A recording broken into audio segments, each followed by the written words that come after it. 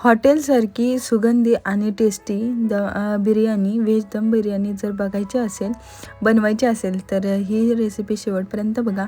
अगदी साध्या पद्धतीनं एकदम मोकळा सुटसुटीत अगदी भात झाला होता. तर कशी बनवली मी आणि पहिल्याच प्रयत्नात तर ते बघूयात. तर सगळ्यात आधी आहे ना, मी त्याच्यासाठी भाज्या आपल्या आवडीनुसार भाज्या घ्यायच्या. तर याच्यामध्ये मी घेतलं होतं बटाटा, गाजर, बीन्स, वाटाणा आणि फ्लॉवर. तर याच्यामध्ये 1 चमचा मी गरम मसाला ॲड केला, त्याच्यानंतर 1 चमचा बिर्याणी मसाला आणि अर्धा चमचा आपली हळद. तर हे सगळं आहे ना एकत्र आपल्याला छान आता मॅरिनेट करायचं आहे. तर त्याच्यासाठी आहे ना आपल्याला लागणार आहे ते दही. तर याच्यामध्ये मी दही आहे ना ते 1 वाटी घेणार आहे. तर 1 वाटी दही हे ज्या वाटीनं तुम्ही तांदूळ घ्याल ना त्याच वाटीनं दही घ्यायचं, म्हणजे छान व्यवस्थित होऊन जातं. आणि याच्यामध्ये मी ॲड केला तो मी जो तळलेला कांदा. तर याच्यातला अर्धा कांदा मी याच्यामध्ये ॲड केला. मग दही वगैरे मिक्स करून आणि चवीपुरतं मीठ ते पण ॲड करायचं याच्यातच, म्हणजे सगळं भाज्यांना वगैरे मीठ व्यवस्थित लागून जातं.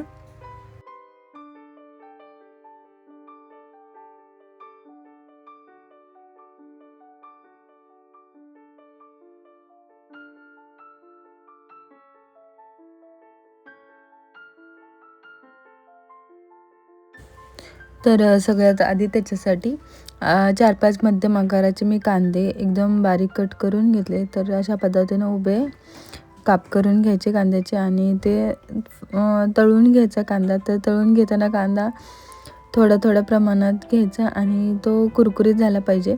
तर सगळ्यात जास्त वेळ हा कांदा तळायला जातो. तर हा ना थोडासा म्हणजे कमी गॅसवरती, जास्त मोठ्या गॅसवर केला की जळून जायचा शक्यता राहते. त्याच्यापेक्षा आहे ना एकदम मीडियम गॅसवरती छान आपला फ्राय करून घ्यायचा. आता कांदा तळून झाला, त्याच्यानंतर थोडेसे काजू घेतले तळायला. तर तेल जास्त गरम होतं त्यामुळं बंद केला आणि गॅस बंद करायला लागेल, कारण नाहीतर काजू लगेच भाजले जातात बरं का. काजू तळून झाले तोपर्यंत इकडे एका साईडला मी पाणी ठेवलं, जे करून आपल्याला तांदूळ उकळून घ्यायचे होते.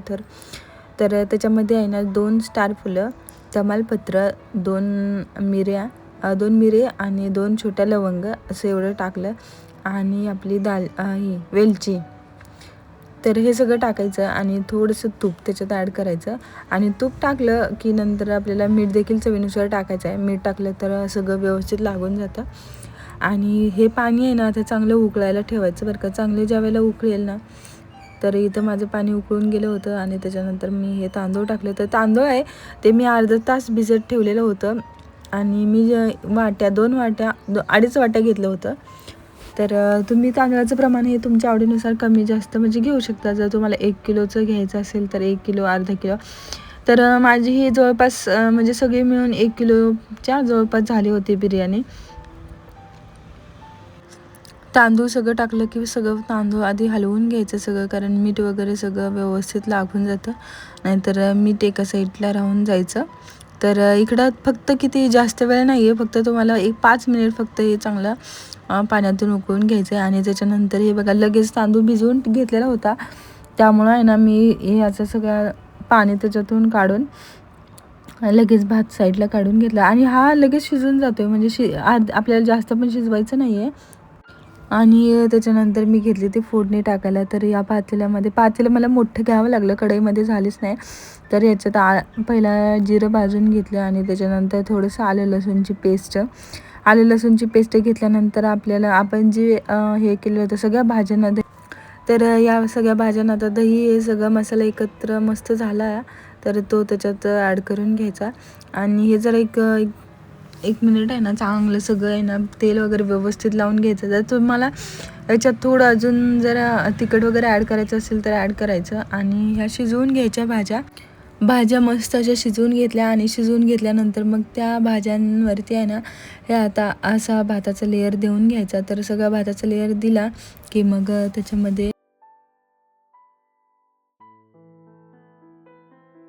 आपण काजू, नंतर जो कांदा आहे आपल्याला हे केलेला होता, फ्राय करून घेतलेला कांदा, कोथिंबीर, पुदिना आणि थोडंसं तूप 1-2 चमचे असं सगळं त्याच्यात टाकायचं आणि झाकण ठेवायचं मस्त. आणि एक 10 ते 15 मिनिट आहे ना वरती काहीतरी असं छान आहे ना झाकून ठेवायचं, जेणेकरून ती मस्त अशी त्याला दम दिला जातो आणि आपली मस्त अशी बिर्याणी तयार होऊन जाते.